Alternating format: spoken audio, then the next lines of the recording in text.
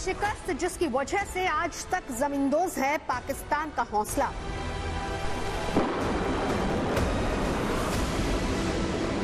एक ऐसा दर्द जो आज भी कर देता है पाकिस्तान को बेचैन। एक ऐसा जख्म जिसकी आज तक सताती है टीस।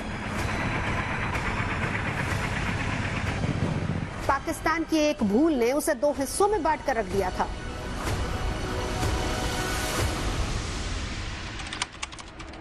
वो तारीख थी 16 दिसंबर 1971। 16 दिसंबर की कहानी सिर्फ एक मुल्क की कहानी नहीं है, बल्कि ये एक मुल्क के अहंकार, उसके दुस्साहस की कहानी है। ये कहानी है उस मुल्क की जो दिखाता है कि किस तरीके से उसकी अपनी ही सरकार ने अपने ही बाशिंदों पर जुल्म ढाया और अहंकार में किस तरीके से उसके दो टुकड़े हो गए।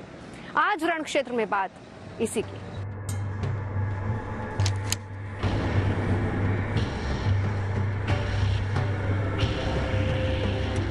ये कहानी है एक ऐसे देश की जिसने लाख उकसाने पर भी कभी आगे बढ़कर हमला नहीं किया।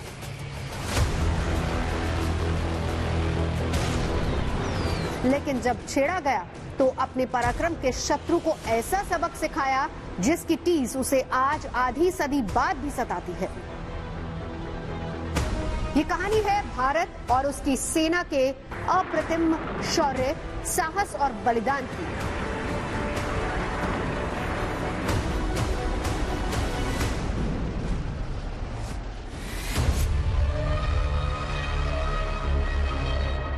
साल 1971 भारत और पाकिस्तान के बीच में एक निर्णायक युद्ध लड़ा गया और ये निर्णायक हम इसलिए कह रहे हैं कि युद्ध महज 13 दिन का था, जिसमें भारतीय सेना ने पाकिस्तानी सेना के 93,000 सैनिकों को पूर्वी पाकिस्तान में बंदी बना लिया और उसके बाद पाकिस्तान के दो टुकड़े हो गए, जिसकी टीस आज भी पाकिस्तान को सताती है।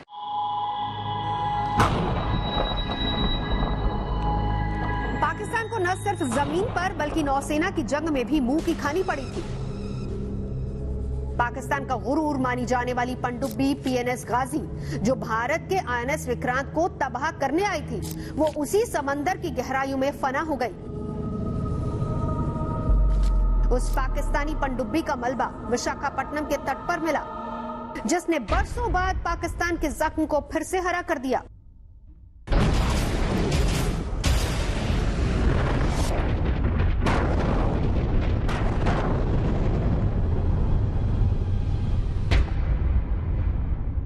कितने गाजी आए, कितने गाजी गए।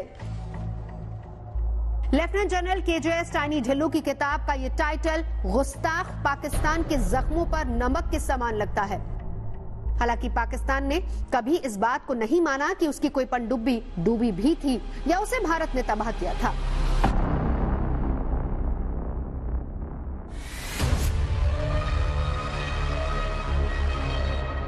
अब भारत ने अपनी नई तकनीक और अंडरवाटर खोज से विशाखापट्टनम के तट पर गाजी के मलबे का पता लगा लिया। जाहिर सी बात है कि इससे पाकिस्तान का परेशान होना लाजमी था, क्योंकि पाकिस्तान आज तक इस बात को कबूल कर ही नहीं पाया। सवाल यह है कि गाजी की कहानी क्या थी? क्या गाजी खुद डूबी, हादसे का शिकार हुई, या फिर भारतीय नौसेना ने उसे डुबो दिया?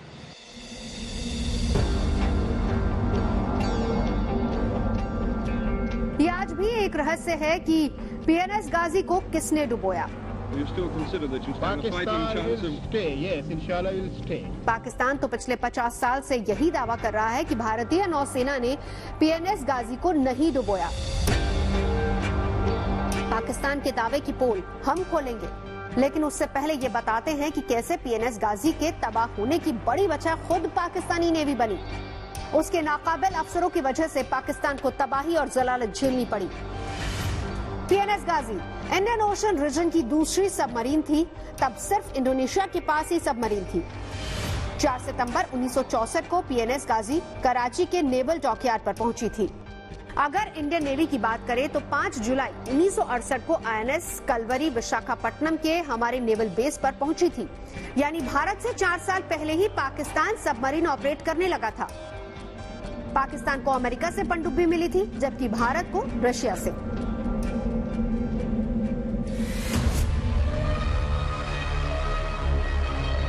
पाकिस्तान की पहली सबमरीन पीएनएस गाजी थी, जो कि 1964 में यूनाइटेड स्टेट्स ऑफ अमेरिका से एक्वायर की गई थी। ये सबमरीन टेंच क्लास की डीजल इलेक्ट्रिक सबमरीन थी, जबकि भारत की पहली सबमरीन आईएनएस कलवरी थी, जो कि 1967 में सोवियत यूनियन से एक्वायर की गई थी। 1971 की भारत पाकिस्तान जंग में युद्ध की तस्वीर बदलने वाला असली फैक्टर भारत का आईएनएस विक्रांत था। उस लड़ाई में पाकिस्तान ने आईएनएस विक्रांत को डुबोने के लिए अपनी नेवल सबमरीन गाजी को भेजा था। कहा जाता है कि आईएनएस राजपूत ने 3 और 4 दिसंबर 1971 की आधी रात को उसे डुबो दिया था।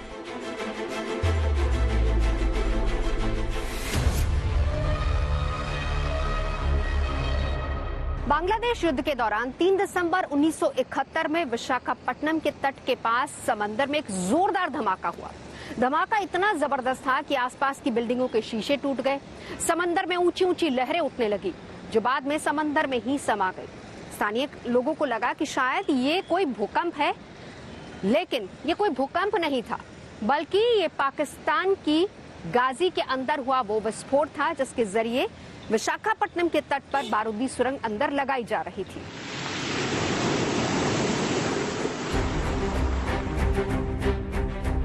नवंबर 1971 पाकिस्तानी पनडुब्बी पीएनएस गाजी के कप्तान जफर मोहम्मद खान ने ड्राई रोड स्थित गोल्फ क्लब में गोल्फ खेलना शुरू किया था कि उनके पास संदेश पहुंचा।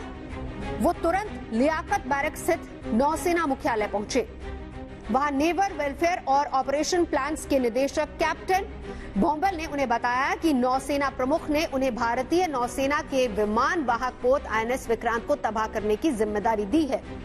उन्होंने एक लिफाफा उठाया और उसे जफर को देते हुए कहा कि विक्रांत के बारे में जितनी भी जानकारी हो सकती है वो इस लिफाफे में है। जफर से कहा गया कि वो गाजी पर तैनात सभी नौसैनिकों की छुट्टियां रद्द कर दें और अगले 10 दिनों के अंदर उनको दिए गए काम को पूरा करने के लिए कूच किया जाए।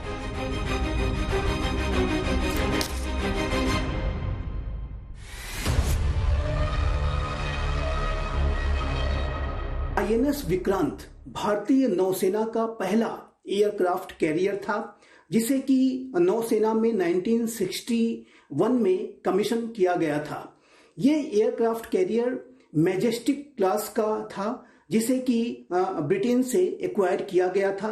1957 में इसे इनकम्प्लीट अवस्था में परचेज किया गया और इसके कंस्ट्रक्शन के पूरा हो जाने के बाद 1961 में इसे भारतीय सेना में कमीशन दिया गया। 1971 के भारत पाकिस्तान युद्ध के दौरान ईस्ट पाकिस्तान के नेवल ब्लॉकेड को सुनिश्चित करने में आईएनएस विक्रांत ने सबसे बड़ी भूमिका निभाई और भारत की जो पाकिस्तान के ऊपर 1971 में विजय हुई, बांग्लादेश का जो जन्म हुआ, उसको सुनिश्चित करने में आईएनएस विक्रांत ने बड़ी भूमिका निभाई थी। ईस्ट पाकिस्तान के नेवल ब्लॉकेड को सुनिश्चित करने के लिए आईएनएस विक्रांत ने एक सशक्त और मजबूत प्रेजेंस दिखाया। युद्ध के 20 साल बाद प्रकाशित किताब the story of the Pakistan navy में बताया गया है, पाकिस्तानी नौसेना ने 14 से 24 नवंबर के बीच अपनी सभी पनडुब्बियों को अपने पहले से तय गश्ती इलाके की तरफ बढ़ जाने का आदेश दे दिया था। गाजी को सबसे दूर बंगाल की खाड़ी में जाने के लिए कहा गया, जहां उसको भारतीय विमान वाहक पोत विक्रांत को ढूंढने और बर्बाद करने की जिम्मेदारी दी गई। पाकिस्तान के पास गाजी एक ऐसी पनडुब्बी थी जिसमें विशाल समुद्री एरिया में जाकर टारगेट को निशाना बनाने की क्षमता थी।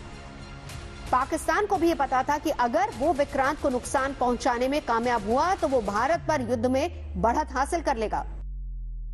संभावित सफलता का लालच इतना बड़ा था कि कई आशंकाओं के बावजूद इस मिशन को आगे बढ़ाने की मंजूरी दी गई थी। पाकिस्तानी कमांडर जफर और कैप्टन भोंबल के बीच हुई इस बातचीत से 1 साल पहले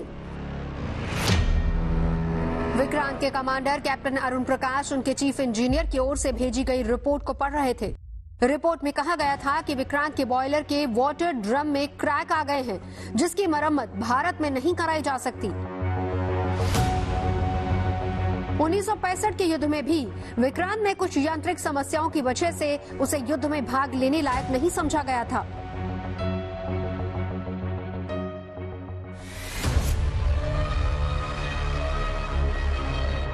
बॉयलर में क्रैक की वजह से विक्रांत केवल 12 नॉट्स की रफ्तार से ही चल सकता था, जिससे खतरा बहुत ज्यादा बढ़ जाता। दरअसल किसी भी विमान वाहक पोत को अपने डेक से किसी विमान को हवा में रफ्तार देने के लिए कम से कम 20 से 25 नॉट्स की रफ्तार की जरूरत होती है। विक्रांत उस समय पश्चिमी बेड़े में तैनात था, लेकिन उसकी खराब हालत को देखते हुए नौसेना मुख्यालय ने तय किया कि उसे पूर्वी बेड़े का हिस्सा बनाने में ही भलाई है। 1971 stories of great and glory from Indo पाक वॉर में लिखा गया है कि बंबई के एक पाकिस्तानी जासूस ने अपने हैंडलर्स को आईएनएस विक्रांत की जानकारी दी। 8 नवंबर 1971 को जब भारतीय मेजर की ओर से ढाका और कराची के बीच जाने वाले संदेशों को सुनने की कोशिश की गई, तब उस दिन अचानक कई मैसेज जा रहे थे।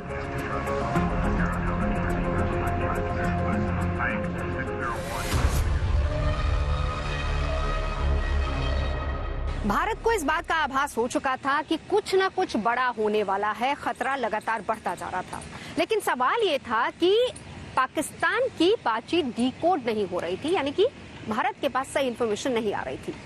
आखिरकार 10 नवंबर को पाकिस्तान की बातचीत डीकोड हुई और तब जाकर ये पता चला कि किस तरीके से पाकिस्तानी नौसेना आईएनएस विक्रांत पर हमला करने की साजिश रच रही। पाकिस्तानी नौसेना का दूसरा मकसद था कि वो अपनी डाफने क्लास पनडुब्बियों का इस्तेमाल करते हुए भारत के पश्चिमी बेड़े के पोतों को तबाह करे।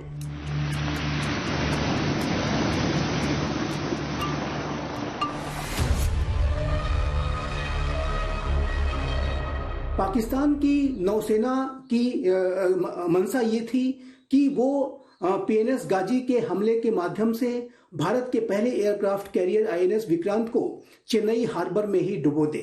लेकिन भारतीय नौसेना ने आईएनएस विक्रांत की लोकेशन को चेंज कर दिया और इस अनडिस्क्लोज्ड लोकेशन को पाकिस्तान की नौसेना के द्वारा ट्रैक नहीं किया जा पा रहा था। और इस संदर्भ में जो पाकिस्तान की पीएनएस गाजी के कमांडर जफर खान और पाकिस्तान के नेवल हेडक्वार्टर कराची के बीच में अनेक मैसेजेज आदान प्रदान किए गए, जिसको कि भारत की खुफिया तंत्र के द्वारा इंटरसेप्ट किया गया। और पाकिस्तान की ईस्टर्न नेवल कमांड के जो कमांडर रियर एडमिरल मोहम्मद शरीफ और पाकिस्तान के नेवल हेडक्वार्टर कराची के बीच में भी जो अनेक मैसेजेज आदान प्रदान किए गए, उसको भी भारतीय खुफिया तंत्र के द्वारा इंटरसेप्ट किया गया, उसे डिकोड किया गया और जिसके की माध्यम से इस बात का स्पष्ट रूप से पता चला कि पाकिस्तान के द्वारा पीएनएस गाजी के माध्यम से आईएनएस विक्रांत को तबाह करने की बड़ी साजिश रची गई है। 14 नवंबर 1971 को पीएनएस गाजी सबमरीन कराची से अपने मिशन के लिए निकली। गाजी पहले श्रीलंका गई, जहां त्रिकोमाली में 18 नवंबर को उसने ईंधन भरवाया।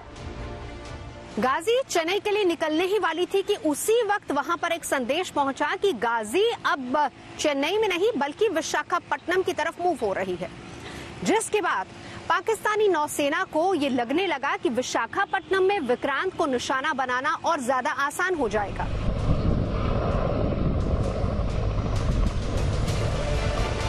भारत को पाकिस्तान की चाल की भनक लग चुकी थी और भारत ने पाकिस्तानी पनडुब्बी पीएनएस गाजी को घेरने के लिए अभेद चक्रव्यूह तैयार कर लिया।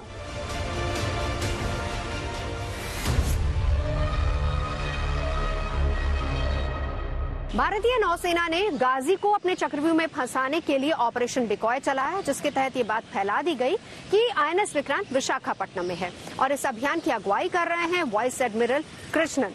और इसी के साथ साथ ये भी कहा गया कि जैसे ही विक्रांत वहां पर पहुंचे, खाने पीने का सामान और जरूरी चीजों के साथ विक्रांत की मदद के लिए सभी लोग आगे आए। माना जाता है कि पाकिस्तान भारतीय नौसेना के इसी प्रचार से झांसे में आ गया कि उसने पीएनएस गाजी को विशाखापट्टनम की तरफ रवाना कर दिया। 23 नवंबर 1971 को पीएनएस गाजी त्रिंकोमाली से विशाखापट्टनम की तरफ बढ़ना शुरू कर दी। 25 नवंबर को गाजी ने चेन्नई को पार कर लिया और 1 दिसंबर की रात 11:45 पर विशाखापट्टनम बंदरगाह के नेविगेशनल चैनल में दाखिल हो गई। नेविगेशन चैनल की गहराई कम होने की वजह से गाजी केवल बंदरगाह से 2.1 नॉटिकल माइल्स की गहराई तक ही जा सकती थी, इससे आगे नहीं। जिसके बाद कमांडर जफर ने यह तय किया कि जो जहां है वो वहीं रहेगा और सब विक्रांत के बाहर आने का इंतजार करेंगे। इधर पाकिस्तान की सेना ने 3 दिसंबर 1971 को हमारे हवाई क्षेत्र और सीमावर्ती क्षेत्र में हमला शुरू कर दिया था। अमृतसर, पठानकोट, जोधपुर, अंबाला, आगरा, श्रीनगर जैसे 11 भारतीय एयरबेस पर पाकिस्तानी एयरफोर्स की ओर से हमला किया गया, जिसके बाद शाम को तत्कालीन प्रधानमंत्री इंदिरा गांधी ने रेडियो पर देश के नाम संदेश दिया।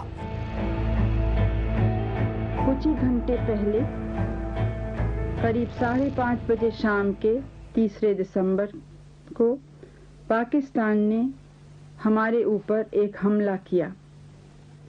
पाकिस्तानी हवाई जहाज़ों ने हमारे अमृतसर, पठानकोट, श्रीनगर, अवंतीपुर, उत्तरलाई, जोधपुर, अंबाला और आगरे के हवाई अड्डों पर बमबाजी की। हम सबों को हिम्मत दिखानी है,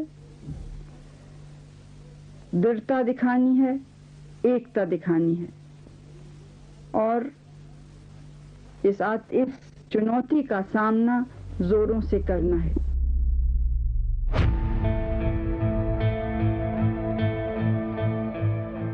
इधर पाकिस्तानी पनडुब्बी पीएनएस गाजी के कप्तान जफर मोहम्मद खान को इस बात की खबर नहीं थी कि 3 दिसंबर की शाम 5:45 पर पाकिस्तान ने भारत पर हमला कर दिया। पाकिस्तान के वाइस एडमिरल मुजफ्फर हुसैन अपने दफ्तर में चहलकदमी कर रहे थे। उनको जफर से उस खुशखबरी का इंतजार था जिसके लिए उन्हें वहां भेजा गया था, यानी आईएनएस विक्रांत तबाह हो चुका है, लेकिन इधर गाजी पूरी तरह से खामोश था। इस बीच विशाखापट्टनम बंदरगाह से थोड़ी दूर एक जबरदस्त धमाका हुआ। धमाका इतना तेज था कि बंदरगाह के सामने बने घरों के शीशे तक टूट गए। विस्फोट का समय 12:15 बताया गया। बाद में गाजी से मिली घड़ी से पता चला कि उसने इसी समय पर काम करना बंद कर दिया था।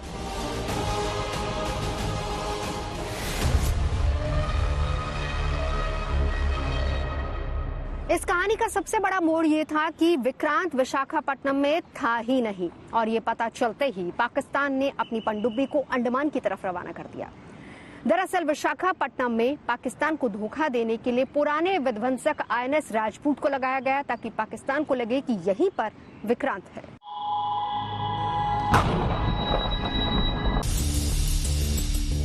उन्नीस 1971 में पूर्वी कमान के chief vice admiral N Krishnan ने आईएनएस राजपूत के साथ गाजी को तबाह करने के मिशन तैयार किए। एन कृष्णन ने अपनी आत्मकथा अ सेलर्स स्टोरी में लिखा है कि आईएनएस राजपूत को विशाखापट्टनम से 160 किलोमीटर की दूरी पर ले जाया गया और कहा गया कि वो आईएनएस विक्रांत के कॉल साइन का इस्तेमाल करे और उसी रेडियो फ्रीक्वेंसी पर खूब सारी रसद की मांग करे जो कि विक्रांत जैसे विशालकाय जहाज के लिए जरूरी होती है।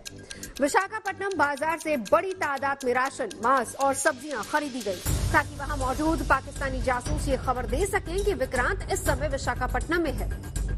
भारत ने अपने एक डिस्ट्रॉयर आईएनएस राजपूत को एक डीकॉय शिप के तौर पर इस्तेमाल किया और आईएनएस राजपूत को इस तरीके से डिप्लॉय किया गया और इसमें इस तरीके के इस डिस्ट्रॉयर के माध्यम से मैसेजेस भेजे गए कि जैसे कि ये मैसेजेस आईएनएस विक्रांत से भेजे जा रहे हैं। और पाकिस्तान की जो पीएनएस गाजी है, इसके जो सेलर्स थे वो इस डिसेप्शन में आ गए और उन्हें ऐसा लगा कि जो उन्होंने आईएनएस विक्रांत की सही लोकेशन को ट्रैक कर लिया है, लेकिन वास्तविक रूप से देखें तो ये भारतीय नौसेना के द्वारा एक डीकॉय शिप को वहां भेजा गया था और एक ये डिसेप्शन एक्सरसाइज थी।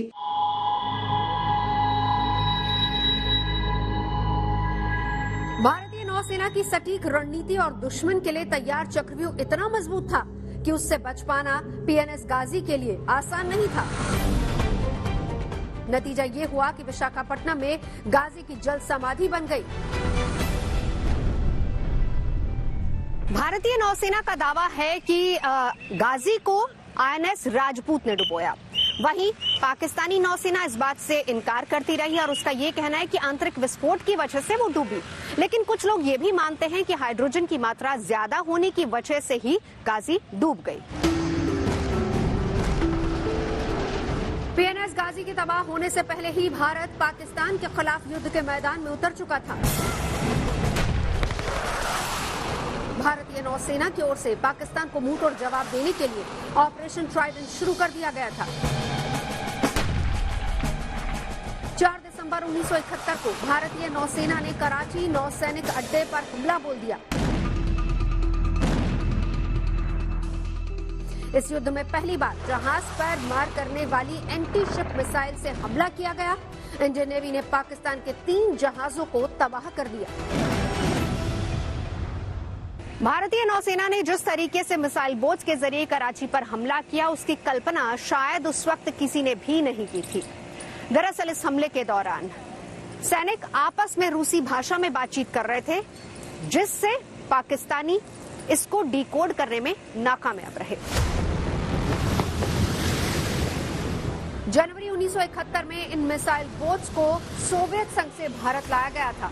आशंका थी कि दिन के दौरान कराची के तट पर लगे रडार मिसाइल बोटों की एक्टिविटी को डिटेक्ट कर सकते हैं और उन पर हवाई हमले का खतरा बन सकता है।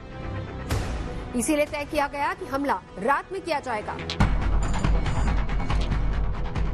ऑपरेशन ट्राइडेंट के तहत पहले हमला निपट, निर्घट और वीर मिसाइल बोट्स ने किया। सभी बोट्स 4-4 मिसाइलों से लैस थी। पहले पीएनएस खैबर, उसके बाद पीएनएस चैलेंजर और फिर पीएनएस मुहाफिज को मिसाइल से बर्बाद कर पानी में डुबो दिया गया।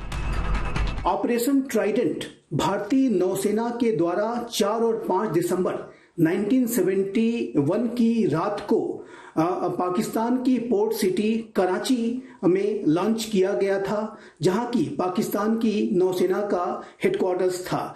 और जाहिर है कि भारत और पाकिस्तान के 1971 के युद्ध में इस कराची हार्बर पर किया गया भारतीय हमला पाकिस्तान के लिए एक बहुत ही बड़ा सेटबैक था, जिसमें कि पाकिस्तान को अपने एक माइन स्वीपर, एक डिस्ट्रॉयर, एक कार्गो वेसल जो कि एम्यूनिशन कैरी कर रहा था और कुछ अन्य डिफेंस प्लेटफॉर्म्स की क्षति उठानी पड़ी थी। एक डिस्ट्रॉयर भी बहुत बुरी तरीके से क्षतिग्रस्त हुआ था। उधर सैटेलाइट के जरिए सोवियत संघ कराची के आसपास लड़ी जाने वाली नौसैनिक लड़ाई के दृश्य देख रहा था। सोवियत नौसेना प्रमुख एडमिरल गोर्शकोव के पास तस्वीरें पहुंच चुकी थी। एडमिरल गोर्शकोव को अपनी आंखों पर भरोसा नहीं हो रहा था।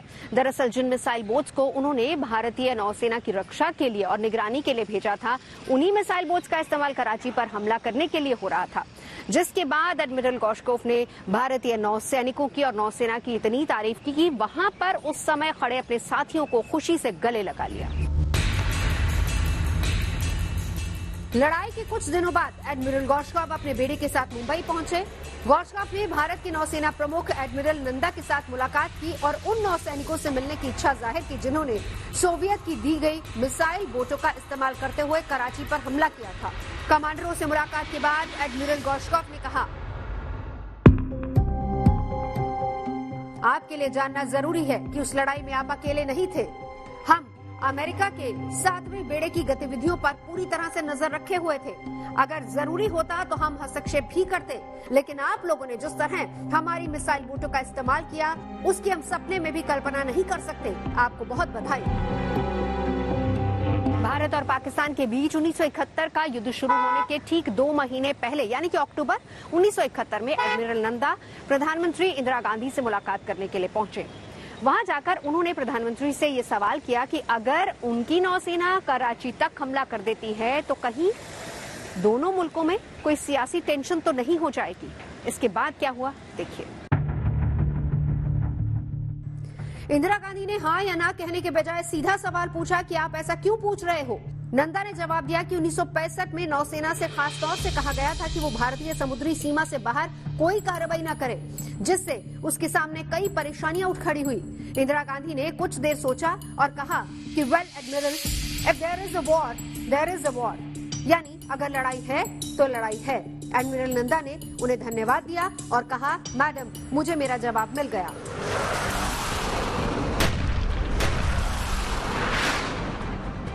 तेरह दिन तक चले युद्ध में भारत ने पाकिस्तान को घुटने टेकने पर मजबूर कर दिया। इसके बाद बांग्लादेश आजाद मुल्क बन गया। दरअसल धर्म के आधार पर भारत से अलग हुए पश्चिमी पाकिस्तान ने तब के पूर्वी पाकिस्तान पर बेतहाशा जुल्म ढाए। नरसंहार, बलात्कार और मानवाधिकारों का उल्लंघन करने में पाकिस्तान ने सारी हदें पार कर दी थी। तब भारत बांग्लादेश मुक्ति संग्राम में न सिर्फ शामिल हुआ बल्कि पाकिस्तान को ऐसी करारी शिकस्त दी कि उसे पूर्वी पाकिस्तान से अपना अधिकार छोड़ना पड़ा। अब तो पाकिस्तान के नेता भी मान रहे हैं कि पाकिस्तानी सेना की क्रूरता की वजह से बांग्लादेश बना। इमरान खान भी सेना को कटघरे में खड़ा कर उसे आईना दिखा चुके हैं। मैं आज फिर से याद कराना चाहता हूं ईस्ट पाकिस्तान का। मेरी जिंदगी में हुआ ईस्ट पाकिस्तान मार्च 1971 के अंदर मैं वहां मैच खेलने गया था ईस्ट पाकिस्तान की अंडर 19 के खिलाफ। हमारा जो जहाज वापस आया था वो आखिरी जहाज था। यानी 1971 में मिली जिस हार को आज तक पाकिस्तान स्वीकार नहीं करता था, पाकिस्तान के पूर्व प्रधानमंत्री ने इसे स्वीकार कर लिया है और ये एक बहुत बड़ी बात है। उस समय भी पाकिस्तान में एक नेता की गिरफ्तारी को लेकर पूरे देश में बवाल हुआ था और इस नेता का नाम था शेख मुजीबुर रहमान। शेख मुजीबुर रहमान बांग्लादेश की मौजूदा प्रधानमंत्री शेख हसीना के पिता थे और पाकिस्तान के विभाजन से पहले वो पूर्वी पाकिस्तान की सबसे बड़ी पार्टी आवामी लीग के अध्यक्ष चुने गए थे और उस दौरान पूर्वी पाकिस्तान को लेकर उनकी कुछ प्रमुख मांगे थी। इमरान खान की तरह वो भी उस समय पाकिस्तान में निष्पक्ष चुनाव कराने के आंदोलन में शामिल रहे हैं और उनका ये भी कहना था कि पूर्वी पाकिस्तान की अपनी एक अलग करेंसी, अलग केंद्रीय बैंक और अलग सेना भी होनी चाहिए। अब क्योंकि उस दौर में भी पाकिस्तान की सत्ता पंजाब प्रांत से ही संचालित हुआ करती थी, इसीलिए पाकिस्तान के तत्कालीन राष्ट्रपति जनरल अयूब खान ने शेख मुजीबुर रहमान की गिरफ्तारी के आदेश दे दिए और उनके खिलाफ देशद्रोह का मुकदमा दर्ज किया गया।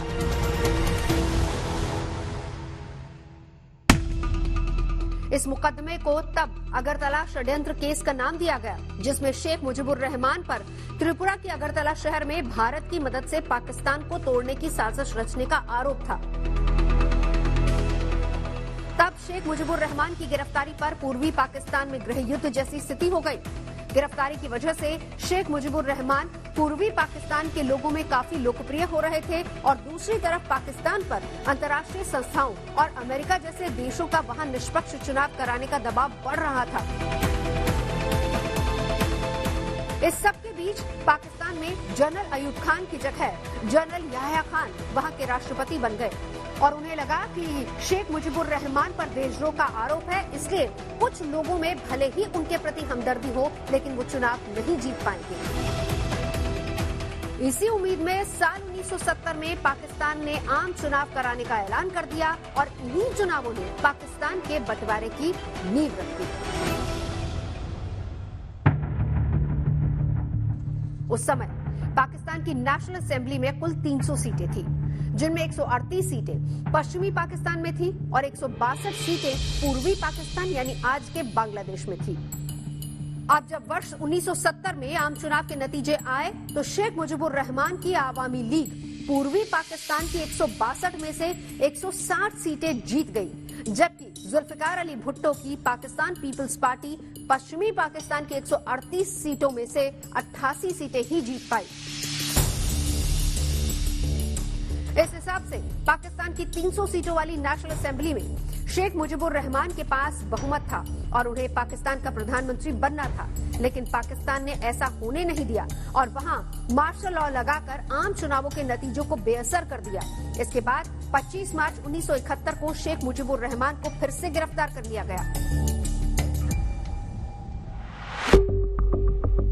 हालांकि ये चुनाव इस बात का सबूत थे कि पूर्वी पाकिस्तान के लोग आजादी के पक्ष में हैं और इसीलिए गिरफ्तारी से पहले शेख मुजीबुर रहमान ने पूर्वी पाकिस्तान की स्वतंत्रता का ऐलान कर दिया था और इसके बाद 17 अप्रैल 1971 को बांग्लादेश की पहली अस्थायी सरकार का गठन भारत के कलकत्ता शहर में हुआ था, जिसे अब कोलकाता कहा जाता है। शेख मुजीबुर रहमान की गिरफ्तारी के बाद जब पाकिस्तान की सेना पूर्वी पाकिस्तान में खून खराबा कर रही थी, उस समय भारत ने बांग्लादेश में पाकिस्तान के इस नरसंहार को रोकने के लिए मुक्ति वाहिनी को ट्रेनिंग देनी शुरू कर दी और इसी के बाद साल 1971 के दिसंबर महीने में भारत और पाकिस्तान के बीच युद्ध लड़ा गया, जिसमें भारत ने पाकिस्तान के 93,000 सैनिकों को बंदी बना लिया और फिर पाकिस्तान को इस विभाजन को स्वीकार करना पड़ा।